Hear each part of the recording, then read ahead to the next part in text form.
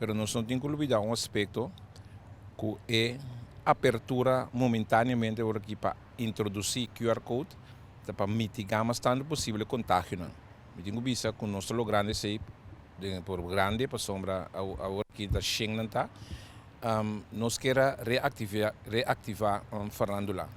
Então, dado o caso, eu tenho que evitar se que a gente não está vacunada, a mestra que não está vacunada, que toda consequência que a gente não vacunar para virar mal, roupa erg, quando anda para estar no hospital. Então, sei, eu esse é o motivo para manter a pressão do hospital bom.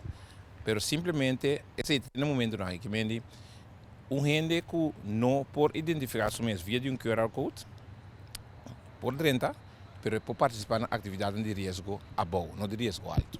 Bom, me tenho que uma satisfação para motivo que o roupa ainda tem cumprimento.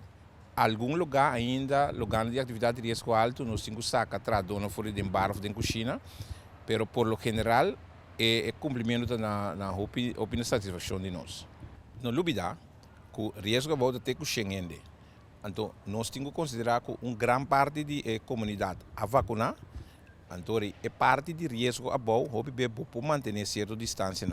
Na risco alto, caminho de embalhamento, caminho de nenhuma maneira não pode manter a distância, então e não é risco está mais alto, então não pode proteger isso não que não está vacinado. Porque isso não está vacinado por vir malo, pero ainda vira erste que ziek para ainda vir holandês. Pero isso não vacinar se no momento que pega, esse pode vir roupa malo, consequência que deve estar no hospital. Então isso é nos que evitar.